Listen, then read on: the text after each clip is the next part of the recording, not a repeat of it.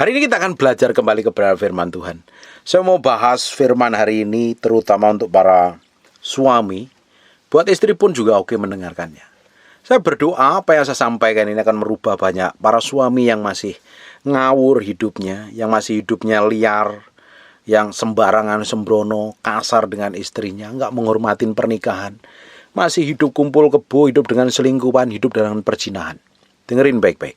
Selama engkau hidup dalam perzinahan, selama engkau hidup dalam kenajisan, selama engkau hidup dalam perselingkuhan, hidup punya simpenan, hidup bercabul, hidup melakukan dosa seks dengan orang lain di luar istrimu, doamu akan terhalang.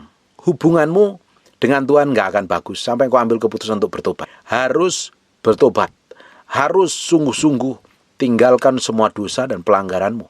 Kalau tidak, doamu akan terhalang, percuma saja, karena gak akan didengar Tuhan.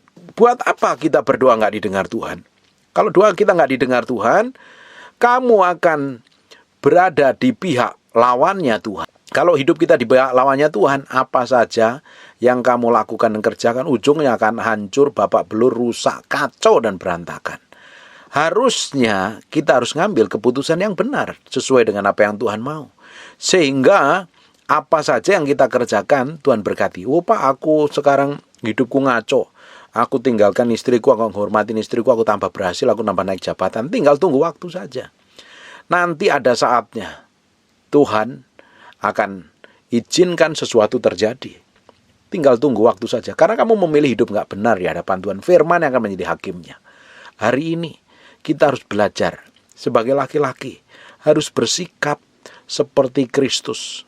Ambil keputusan yang benar di hadapan Tuhan. Jangan izinkan hawa nafsumu yang ngontrol dan mengendalikan.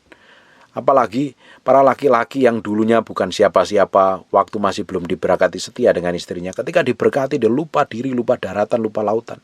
Dia dapat uang banyak, dia coba cari sana cari sini. Tidak akan pernah memuaskan. Sekalipun seseorang gonta-ganti pasangan, cari tidur dengan banyak perempuan, tidak akan pernah memuaskan. Kepuasan kita bukan karena seks. Kepuasan kita bukan karena kita mau cari banyak pasangan, nidurin banyak perempuan atau nidur dengan banyak laki-laki. Kepuasan kita adalah Yesus Kristus sendiri. Dengerin baik-baik di 1 Petrus pasal yang ketiga, yang ke-7.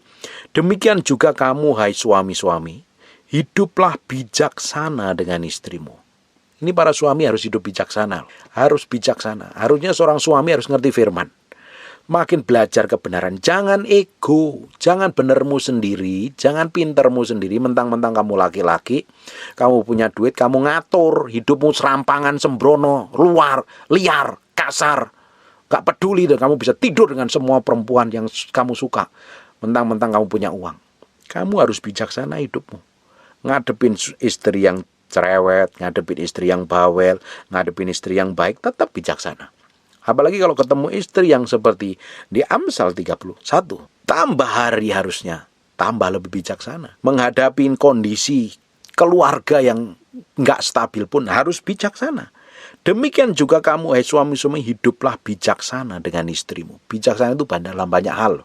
Dalam ngadepin kelemahan istri, dalam ngatur keuangan, dalam bekerja, dalam menyelesaikan konflik, dalam menyelesaikan masalah seks dan lain sebagainya, dalam mendidik anak, bijaksana dalam segala hal. Ini dibutuhkan kita yang harus ngerti firman dahulu. Jangan semena-mena, jangan serampangan, mentang-mentang kamu cari duit, kamu bisa ngomong merendahkan istrimu. Kalau kamu seperti itu, kamu seperti orang manusia yang jahat, yang gak kenal Tuhan. Kita ini anak-anak Tuhan, kita harus hidup sesuai dengan hikmat, pengertian, dan pengetahuan yang Tuhan nyatakan lewat kebenaran dalam hidup kita. Sebagai kaum yang lebih lemah, hormati mereka sebagai teman pewaris dari kasih karunia, yaitu kehidupan, supaya doamu jangan terhalang. Kamu hari ini rajin pelayanan, rajin ibadah, tapi kamu gak hormatin istrimu, kamu gak cintai, kamu gak miliki sepenuhnya, kamu ngomongnya kasar, cuek, kelakuanmu buruk, semena-mena, berzina, selingkuh, punya simpenan, main serong, dan lain sebagainya. Tapi kamu masih serumah, dan kamu bisa merasa nggak seperti orang berdosa, tetap berdoa, doamu tidak akan didengar. Doamu akan terhalang. Bagi para suami yang melakukan kejahatan moral, kejahatan seks, nggak hormatin istrinya, nggak menempatkan istrinya sebagai istri pewaris kasih karunia Allah yang ditempatkan Tuhan dalam hidupnya, tapi diperlakukan buruk dan jahat, kamu terhalang. Bayangkan, kalau doa kita itu terhalang dengan Tuhan, ya kamu mau lakukan apa? Apakah berkenan? Ya tentunya tidak berkenan di hadapan Tuhan. Orang namanya aja doa terhalang. Kalau pingin doamu nggak terhalang, bereskan hubungan suami istri. Yang jadi masalah itu nggak semua laki-laki itu mau melembutkan hatinya tuh. Kadang keras banget. Ndablek ngekukuan, kaku susah ditekuk. Belajar melembutkan hati. Dengerin baik-baik para suami. Tidak ada istri yang modelnya kayak apapun yang nggak suka disenengin, nggak suka dipuji, yang nggak suka dimanja, nggak suka romantis. Semua istri itu seneng diromantisin, seneng dimanja, seneng dipuji, seneng diperlakukan baik. Kita harus belajar menempatkan diri kita sebagai para suami, menempatkan para laki-laki, menempatkan pasangan hidup kita, istri kita itu dengan tepat di hadapan Tuhan dan di hadapan hidup kita loh, di dalam hidup kita loh. Sehingga kita bertindak hati-hati. Kita nggak mau sembrono. Sekali kita memilih, memutuskan untuk menikahi orang yang kita cintai, dan akhirnya dia menjadi pasangan hidupmu, cintai sampai kamu mati. Dalam kondisi konflik berat kayak apapun, belajar merendahkan hati. Jangan benernya sendiri. Dulu kan cinta, waktu ngambil keputusan untuk menikah itu kan dasarnya cinta. Kenapa setelah menikah cintamu luntur? Dan kamu mulai jatuh cinta dengan perempuan lain. Kamu jahat di hadapan Tuhan. Kamu menyia-nyiakan. Dia, seorang wanita itu punya perasaan. Dia punya keinginan untuk dicintai dan dimiliki sepenuhnya. Kalau itu nggak didapatin, dan kamu mulai beralih kepada perempuan lain, kamu sudah menyia-nyiakan.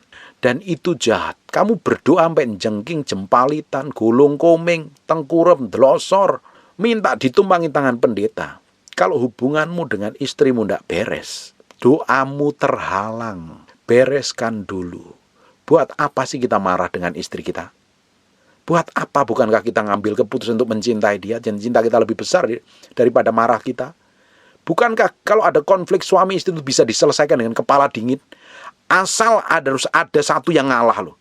Tapi kalau dua-duanya gegeran, berantem, jerat-jerit, teriak-teriak, histeris, panik, kacau, nggak mau ngalah, keras kepala, keras hati, berantem kamu kayak macan kerah tuh, saling gigit, saling cakar, saling membinasakan. Harus ngalah satu dengan yang ternyata kalau orang bisa menikmatin hubungan suami istri dengan bahagia, kamu bisa menikmatin surga di muka bumi. Kehidupanmu akan senang. Kamu melakukan aktivitas apapun senang. Hidupmu dipenuhi dengan cinta, dengan pasanganmu, dengan istrimu, dengan suamimu. Kamu nggak akan menikmati neraka di muka bumi. Coba tanya itu setiap orang yang sudah ribut dengan istrinya atau dengan suaminya yang serong itu. Dia menikmati neraka setiap hari. Karena hampir setiap hari saya ngonselingin orang masalah keluarga. Mereka benar-benar menderita sekali. Kalau dapatin para suaminya selingkuh, istrimu merana, istrimu menderita, istrimu terluka, anak-anakmu ikut terluka. Makanya harus sadar diri, dua-duanya harus bertobat, koreksi diri, belajar dari kesalahan, mulai hidup baru dan komitmen dengan Tuhan. Buat apa sih kita melakukan berhasil dalam segala hal? Kita memiliki segala sesuatu yang di bumi ini, kita mencapai keberhasilan, tetapi hidup kita dengan pasangan hidup kita ini ngawur. Hubungan suami kita kacau, bahkan kita cerai. Sampai hari ini saya tidak pernah respect dengan orang yang cerai. Siapapun orangnya, saya kurang respect dengan orang yang pernah cerai. Siapapun orang. Tapi ketika orang itu hubungannya romantis dengan pasangan hidupnya, saya tuh respect dan hormat. Harusnya memang pernikahan sekali kita milih menikah, sekali untuk selama-lamanya. Apapun alasannya. Kalau pasanganmu meninggal baru kamu bisa nikah lagi. Tapi saya melihat ada orang-orang yang setia cinta banget dengan pasangannya. Pasangannya udah meninggal pun dia gak mau menikah loh. Karena dia begitu mencintai, itu yang powerful. Tapi memang diizinkan kalau sudah cerai mati boleh menikah. Jangan malah maksa pakai ayat tertentu, bela diri, pakai alasan tertentu, tujuannya untuk cari pembenaran diri, malah pingin nikah lagi. Itu namanya kurang ajar. Kita sebagai suami harus belajar mengasihi istri kita.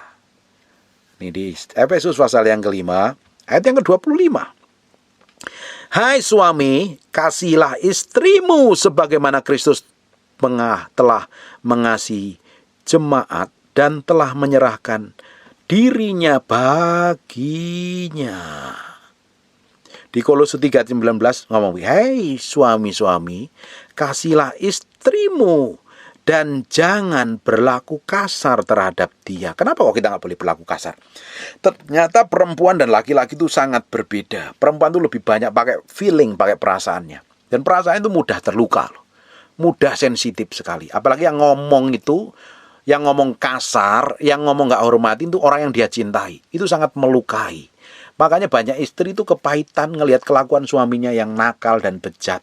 Apalagi istrinya nggak bisa ngontrol, mengendalikan hatinya dengan baik. Istrinya nggak berubah, kasar. Suaminya juga kasar. Wah, dua-duanya akan seperti cakar-cakaran, berantem dan gegeran terus. Tetapi ada juga istri-istri yang baik nih. Tapi kelakuan suaminya yang nggak baik. Untung puji Tuhan suaminya, istrinya udah banyak bertobat. Tapi bagi para rata-rata istri yang belum bertobat, suami juga harus sadar. Sebagai imam harusnya sadar diri. Jangan sampai kita itu ngomong kasar dengan istri kita. Dia mudah terluka loh. Orang kita salah ngomong, nangkepnya apa aja, dia kadang seringkali salah tangkep aja, dia kadang hatinya terluka. Maka apalagi kalau kita sengaja ngomong kasar, memperlakukan kasar, bertindak kasar, main selingkuh dan serong, terluka nanti. Jagain orang yang kamu cintai, yang kamu putuskan untuk menikah, hidup bareng selama-lamanya, itu dijagain hatinya, dijagain perasaannya. Belajar tanggung jawab.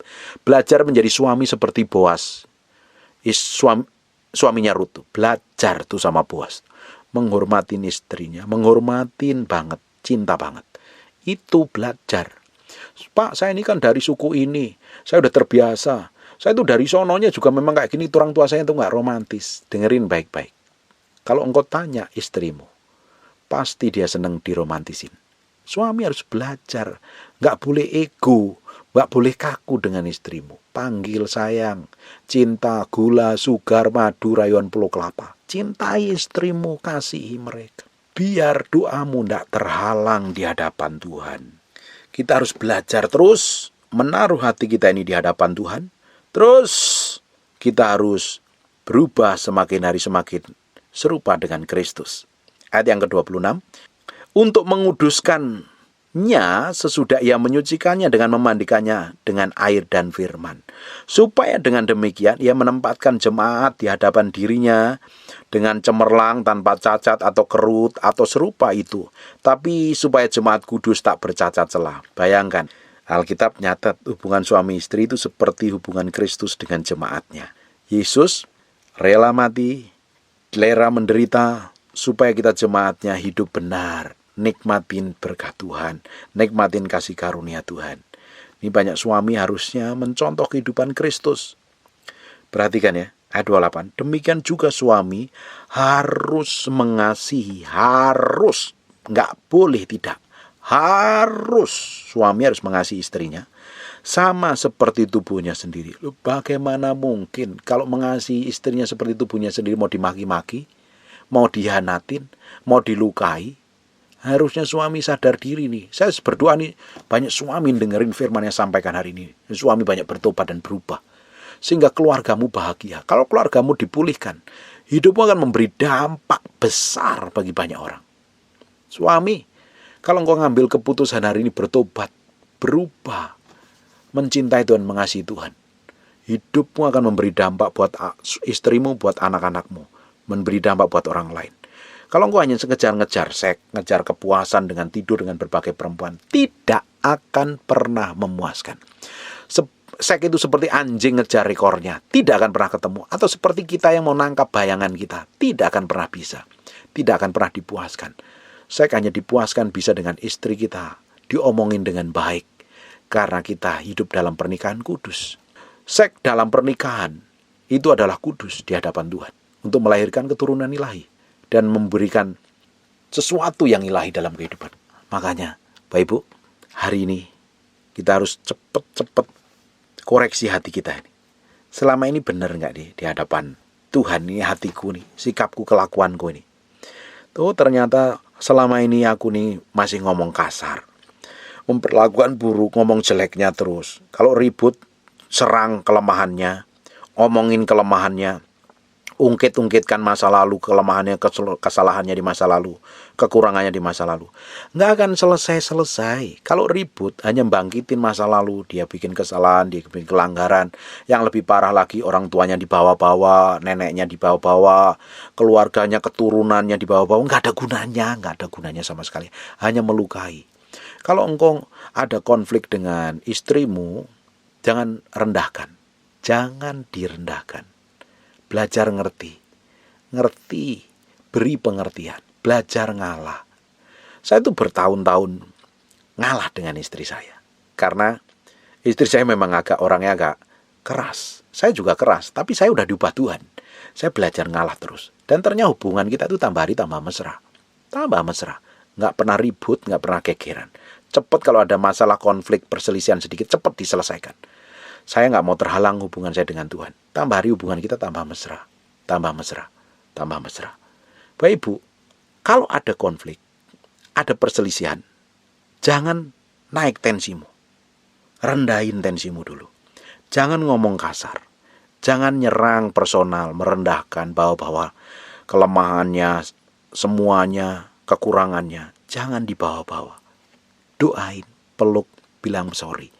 Waktu kita ngalah selangkah untuk minta maaf, ternyata masalahmu selesai. Kita ini kan susah untuk minta maaf, terlalu ego. Nanti kalau aku minta maaf harga diriku turun. Kalau engkau bersama Tuhan, harga dirimu tidak akan pernah turun, akan naik. Kalau kamu pandang ngikutin daging, kamu pingin harga dirimu naik terus, padahal kamu malah turun, kelakuanmu bejat, busuk dan jahat. Kita harus bersikap benar, ini para laki-laki bersikap benar dengan istri kita. Memang istri kita itu nggak sempurna, masih banyak kekurangan. Pasangan kita itu nggak ada yang sempurna, itu nggak ada. Banyak kekurangannya, iya. Justru kita cintai kekurangan pasangan kita. Kita tutupin dengan kekuatan kita. Step by step minta kekuatan Tuhan. Memampukan kita untuk melakukan kebenaran. Saya berdoa banyak suami istri hidupnya dipulihkan. Kalau suami istri hidup dipulihkan, anak-anakmu hidup dipulihkan, hidupmu akan memulihkan banyak orang. Saya berdoa mulai hari ini banyak suami-suami yang mulai ngomong manis dengan istrinya. Belajar. Kalau mau ditanya semua perempuan manapun, dia pingin suaminya itu memanjakan, ngomong yang baik, ngomong yang manis, romantis, memuji, dan memilikinya dengan sepenuh hati. Belajar. Oke? Demikian juga suami harus mengasihi istrinya sama seperti tubuhnya sendiri. Tidak mungkin kita mau nyakitin tubuh kita sendiri. Kita suami istri ini sudah menjadi satu daging. Gak bisa dipisahkan. Satu daging artinya ya satu daging. Dua menjadi satu. Siapa yang mengasihi istrinya, mengasihi dirinya sendiri. Kalau kita mengasihi pasangan hidup kita, kita mengasihi istrimu. Kalau engkau istri, engkau mengasihi suamimu, kamu mengasihi dirimu sendiri. Pak, dia itu menyebalkan loh Pak. Dia itu menjengkelkan Pak. Suami saya itu udah selingkuh. Tetap kasih, tetap cintai. Sakit Pak, rasanya sakit. Ampuni, minta kekuatan Roh Kudus. Kalau kamu pengen ngelihat pasanganmu berubah, lakukan yang terbaik di hadapan Tuhan. Memang sakit katanya, mengampuni sakit. Bersikap manis sakit. Pak, dia udah nyebelin, bencana Pak. Masa saya harus melayani dengan baik? The best kita lakukan seperti melakukannya untuk Tuhan. Kalau pengen pasanganmu berubah, kamu harus lakukan yang terbaik untuk Tuhan. Mengampuni, melayani. Kamu akan lihat hal yang ajaib. Apapun yang kamu lakukan, sampai kamu nangis, jerit di hadapan Tuhan, ceritain sama Tuhan, Tuhan akan bela. Tuhan akan ubah hatinya. Dan Tuhan akan lakukan sesuatu yang ajaib atas hidupmu. Amin. Harus mencintai pasangan kita seperti diri kita sendiri. Mengasihi istrimu seperti dirimu sendiri. Nggak mungkin kamu akan maki-maki dirimu, merendahkan dirimu. Kamu akan cintai, kamu akan kasih, kamu akan rawat dengan baik. Kamu akan perlakukan dengan terhormat. 29. Sebab tidak pernah orang membenci tubuhnya sendiri, tetapi mengasuhnya dan merawatinya, sama seperti Kristus terhadap jemaatnya. Dengerin baik-baik, kalau suami engkau nggak merawat istrimu, atau engkau benci dengan istrimu, kamu sudah agak edan, atau sudah agak gila. Karena ayat ini ngomong begini, sebab tidak pernah orang membenci tubuhnya sendiri. Berarti kalau orang benci tubuh sendiri, itu orang nggak waras, itu nggak benar itu. Bertobat hari ini, harus sadar diri. Kalau engkau benci dengan istrimu, kamu udah salah di hadapan Tuhan. Kamu berdoa sampai mulutmu berbuih-buih pun juga terhalang doamu. Sebab tidak pernah orang membenci tubuhnya sendiri, tetapi mengasuhnya dan merawatinya, sama seperti Kristus terhadap jemaat. Hubungan suami istri itu seperti hubungan Kristus terhadap jemaatnya. Makanya pernikahan sekali untuk selama-lamanya. Sekali ambil keputusan menikah, cintai pasanganmu sampai matimu nanti. Karena kita adalah anggota tubuhnya.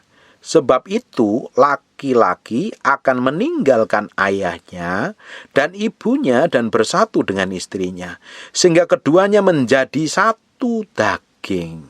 Di Kejadian 2 ayat 24. Sebab itu seorang laki-laki akan meninggalkan ayahnya dan ibunya dan bersatu dengan istrinya, sehingga keduanya menjadi satu daging. Satu daging nggak bisa dipisahkan lagi, satu daging. Seperti dua kertas dilem, terus mau dirobek lagi, pasti ada yang nyangkut. Nggak akan seperti semula. Kertas satunya nempel satunya, satunya nempel satunya. Pernikahan itu seperti itu. Pernikahan itu begitu mulia, begitu kudus. Itu rencana Allah yang semula. Dan jangan main-main dengan pernikahan. Jangan main-main dengan pernikahan. Jangan serampangan sembrono. Karena kamu udah gak suka, kamu udah bosen, yaudahlah kita cerai. Kamu ngaco. Dan ujung hidupmu gak benar di hadapan Tuhan. Buat apa sih kita hidup gak benar di hadapan Tuhan? Yang kita kejar itu perkenanan Tuhan. Yang kita kejar hidup berkenan di hadapan Tuhan. Bukan untuk memuaskan daging dan hawa nafsu. Hawa nafsumu tidak akan pernah bisa dipuaskan sampai kapanpun juga. Akan terus nagih. Akan terus menjerat untuk membinasakan. Justru kita harus taklukkan kepada Kristus. Kita harus taklukkan sepenuhnya kepada Kristus. Rahasia ini besar, tetapi yang kumaksud ialah hubungan Kristus dan jemaatnya. Hubungan pernikahan suami istri itu seperti hubungan Kristus dengan jemaatnya. Makanya kita mesti tahu dulu hierarki pernikahan yang benar menurut kerajaan Allah. Yang pertama, Yesus sebagai pemimpin dalam pernikahan. Yang kedua adalah suami, baru istri kalau ada anak-anak, baru keluarga besar orang tua. Ini jangan dibalik-balik. Banyak orang balik-balik. Orang tuanya didahulukan, suaminya nggak didahulukan atau istri nggak didahulukan. Wah, gegeran berantem. Yang utama adalah suamimu dulu. Yang utama si Yesus. Suami, istri, baru anak, baru keluarga besar. Keluarga inti dulu. Ini harus kuat kokoh. Harus dibangun terus setiap hari. Makanya suami harus ngerti ini. Kalau suami nggak ngerti ini, kamu lebih pentingin selingkuhanmu, simpenanmu, TTM-mu, hidupmu akan rusak, keluargamu akan hancur, kamu akan menikmati neraka di muka bumi ini. Ayat 33, bagaimanapun juga bagi kamu masing-masing, berlakulah, kasihilah istrimu seperti dirimu sendiri. Saya ulang lagi, bagaimanapun juga bagi kamu masing-masing, berlakulah, kasihilah istrimu seperti dirimu sendiri. Dan istri hendaklah menghormati suaminya. Jadi ada hubungan timbal balik. Respek dan hormat satu dengan yang lain.